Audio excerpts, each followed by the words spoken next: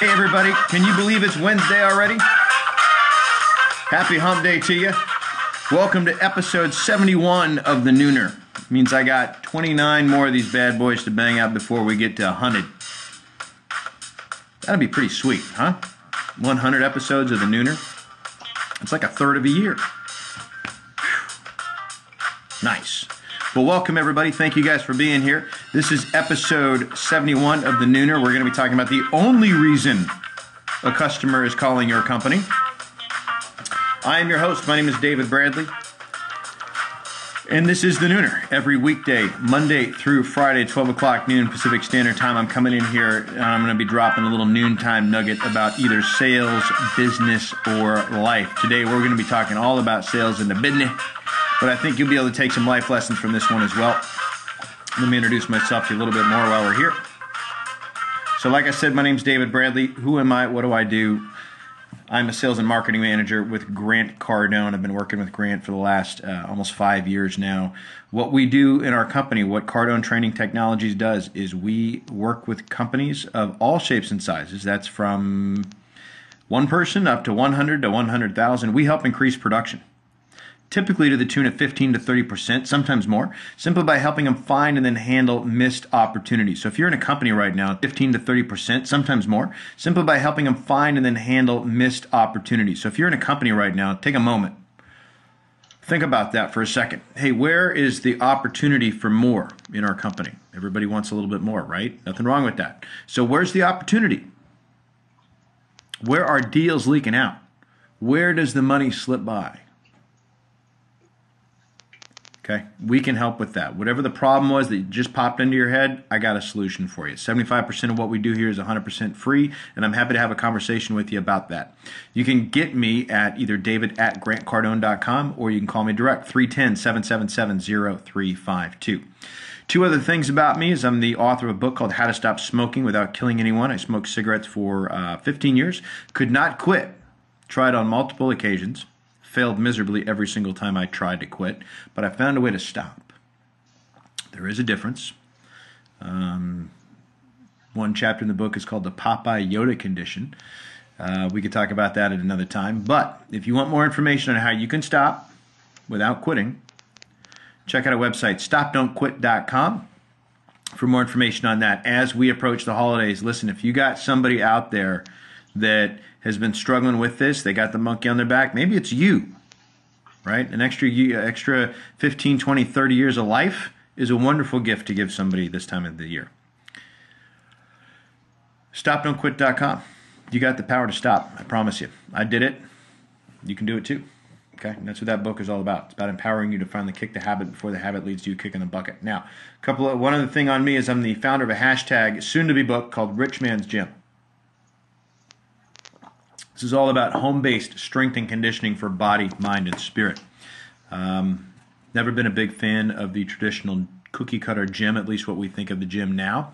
So I started looking for ways to work out from home, at the park, and still get in as effective a workout as you'd think you would get at the gym, maybe even more, right?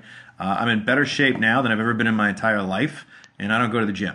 I work out from home, and I'll show you, and that book is about how to do that. If you want to get a preview of that, search that hashtag on Instagram, Twitter, even some Facebook stuff. You may find some interesting material. So let's dig in today, right? What's going on? So on Wednesdays, with my new Nooner format, I'm going to be pulling out a quote from one of Grant's books or one of his programs, and I'm going to relate it back to something specific. So in our Cardone University program, we talk about, how to be effective on the phone, how to handle yourself on the phone. So one of the things that we talk about is, why does somebody call you? There's only one reason why someone picks up the phone and is calling your company or your business. What do you think that is? Does anybody know? Bill's on here with us. I know Bill's been following Grant for a while. Do you have a thought? Just give you guys a couple minutes here. What is your thoughts on why do people call? What's your thoughts on that?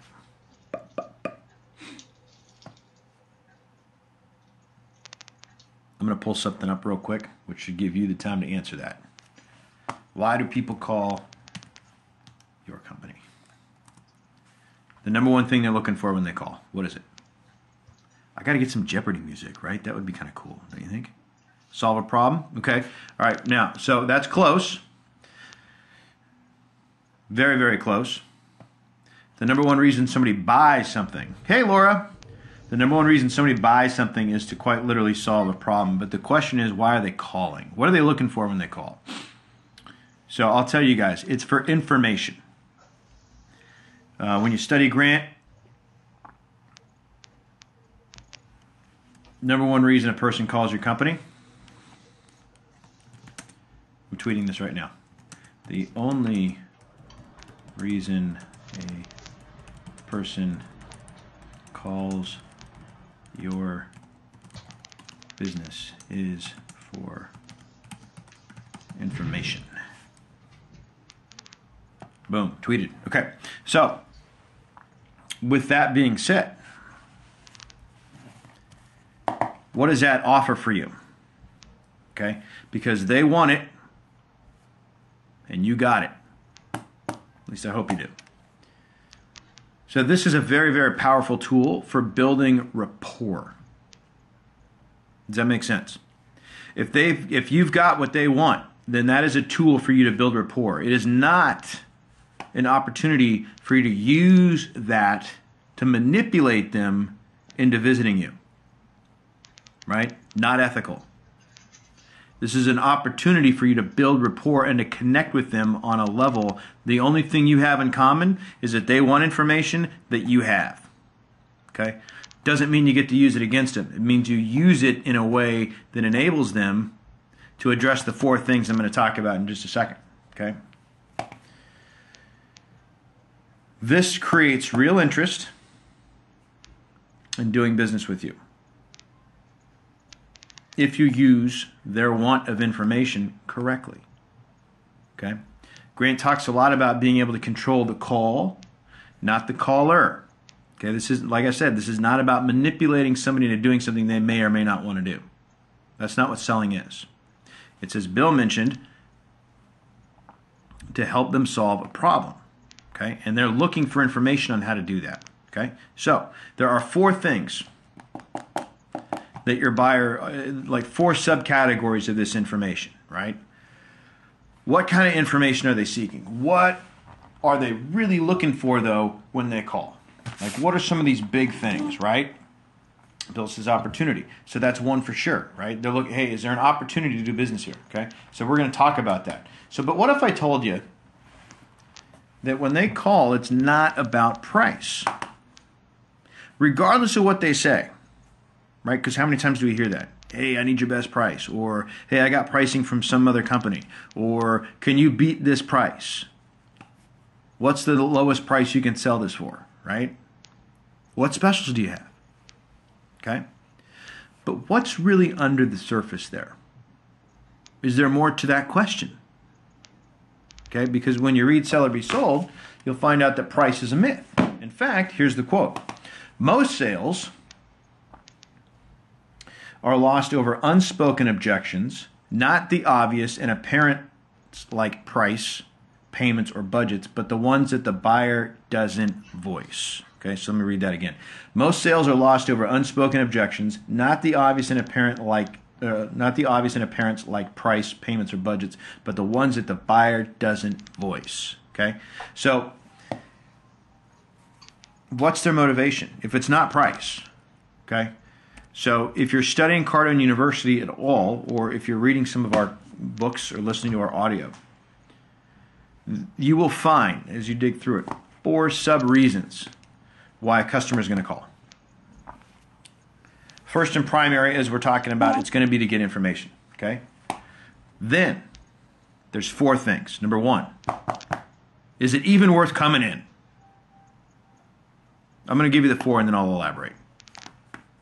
Bill says great wisdom in that. Heck yeah. Very, very solid. Okay. So the first and primary, is it even worth coming in? That's the first one. Okay. Second is, can I save some time by calling ahead?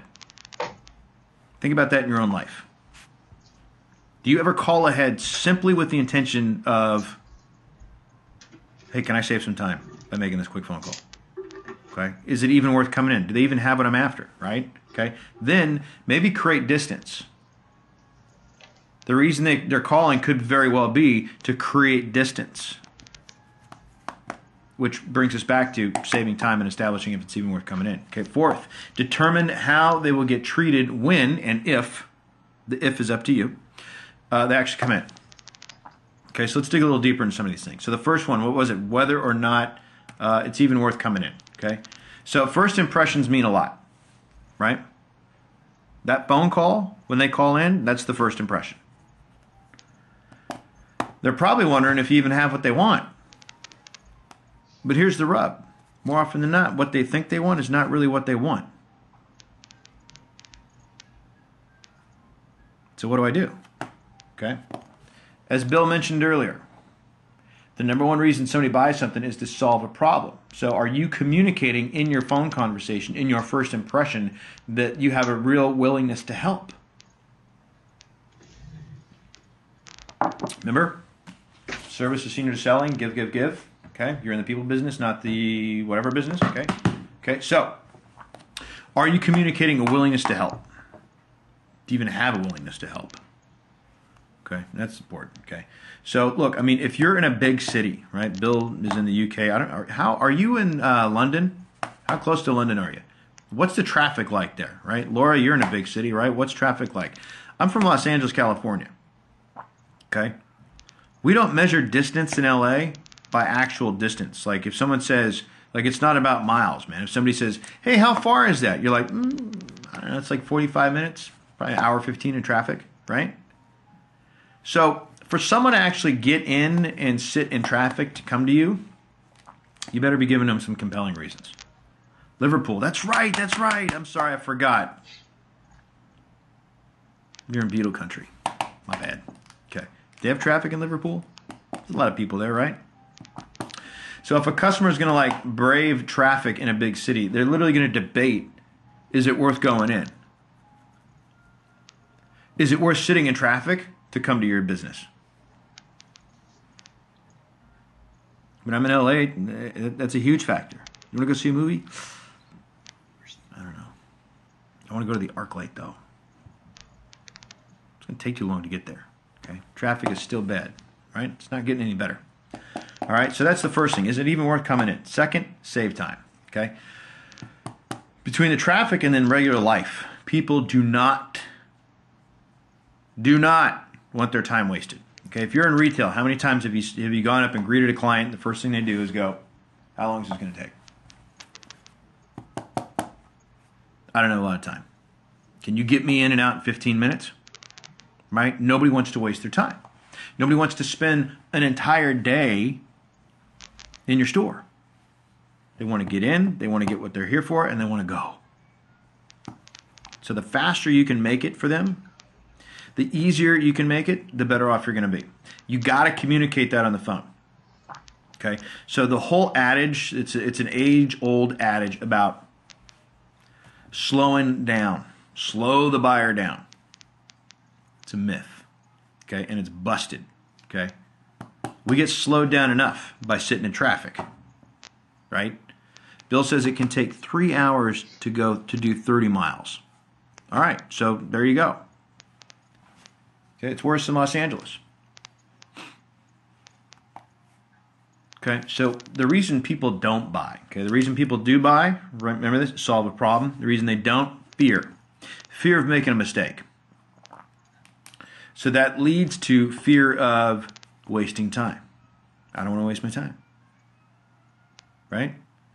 So when you're setting appointments with people, when you're communicating with them on the phone, make sure they know that their time is important to you, not yours. How many times do you hear salespeople like, I don't want to waste my time with this guy? Okay? They don't want to waste their time with you either. Okay? So make sure they know that you don't want to waste their time. Okay? So here's a great word track from Grant. It goes way back. To save you time and serve you better. It's a great opening line. So if you're talking to somebody on the phone and you're going to offer them information, Mr. Customer, hey, to save you time and serve you better, let me get this for you now before you come in. Let me get you this piece of information before you come in. Let me send that to you. Can I text it to you? Right? You have to communicate on the phone that you will save them time now, and that starts now, immediately, because nobody wants to get dicked around. Right? Okay. Third thing, they're calling because they want to create distance. Okay, so what does that mean? Let's go back to that fear thing, okay? People hate to be wrong. People hate to get jacked around. They hate to feel like their time is being wasted. Okay, the same guy that says, I don't want to waste a lot of time is the same guy that plays Candy Crush for 20 minutes. An hour, right? Goes into the bathroom, sits down on the toilet, checks his phone. 45 minutes went by. His legs are numb. This has never happened to me, by the way. His legs are numb. Okay? But as soon as he gets up, he'll call your company and go, I don't want to waste any time. Why? Well, they've had a bad experience, right? So they want to create distance so they don't get jerked around. If they're going to get jerked around, it's going to be on their terms, not yours, right? So here's what you do. Here's how you close the distance with your client. You're talking on a phone. You want to create certainty for them that they're not going to get jerked around, that you are easy to do business with. You want them to feel that they're significant. You want to connect with them in a unique way. Maybe send them a personal video. Do something that is unique that brings them certainty that you're the guy or that you're the gal. Okay? That's how you close that distance. The personal relationship starts immediately. And the more personal it gets, I'm not talking drinking buddies, but I mean like the more they know who you are and not some voice on the phone, who are they going to come to? Okay, so the fourth reason is that they want to determine how they're going to get treated when and if they come in. And like I said earlier, the and if part, that's on you, okay? So the phone call, very more often than not, for a client is sort of like the dry run. Now, in a lot of the companies that we work with, they do mystery shops. In fact, there's companies out there, we do it, right? If you'd like us to mystery shop your company, we can do that for you. Send an email out to david@grantcardone.com and I'll show you exactly how to do that, okay? But the phone call is the dry run. It's the safe zone. Why? Because the customer literally has the power to hang up on your ass. That exists, okay? And you can't act as if it doesn't, okay? So how you're behaving on the phone, how you treat them, is a clear-cut sign as to what they can expect when they show up at your company. So what that means, what that translates into, is that you have to get your head right before you pick up the phone. If you just stubbed your toe, if you spilled coffee on your suit, or you haven't had your coffee yet, good Lord, don't pick up the phone. Okay? You got to get your attitude on right before you take a call. Did you guys hear that? What's up? We got a little Applehead Siamese cat over here. Hey, you want to make a cameo on... What is it? What's going on? You want to say hi? Yeah, come here. Hey. What's going on?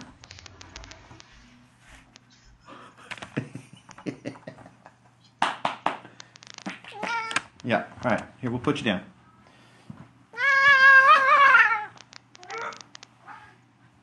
All right. Sorry about that. Couldn't help it. All right, so coffees for closers, Bill says. What are you guys hearing that you like? Sorry about the cat distraction. She's very cute. Distracts me all the time. Let's get some music back in here. Where'd that thing go?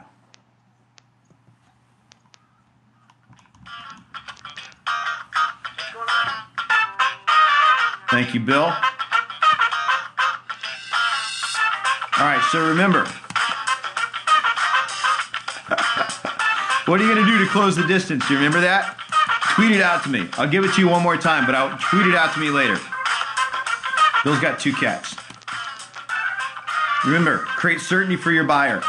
Make them feel significant. Connect with them in a unique way. Who just showed up? do a couple shout outs. Hey, Laura, thank you for being here. Will Felon, thank you for hanging out with us today. Bill, appreciate your participation as always. Mabui 14, I like cat. Okay, I hope you mean I like cats, not like I like cat, like I like chicken. All right, everybody. That's been episode 71 of the Nooner. The only reason your customers are calling you is to get information. And then there's 4 things they're going to ask when they're on the call. Hey, is it even worth me coming in? Is this guy going to jack me around and waste my time? I can create distance as a customer on the phone, okay? And then I'm going to determine how you're going to treat me when I get there just by how you treat me on the phone right now. Now, tomorrow on the Nooner, we got an interesting topic. We're going to J.D. Power just released. As you know, we work with a lot of automotive dealers. So J.D. Power just released their findings for 2015, 29th year in a row. Car buying experience, their observations. Are they correct? We're going to be talking about that on episode 72 of the Nooner tomorrow. 12 o'clock noon, Pacific Standard Time. This has been episode 71. I'm your host, David Bradley. Co-host is an Applehead Siamese cat named Baby. Thanks for being here today. See you guys tomorrow. Be great, everyone.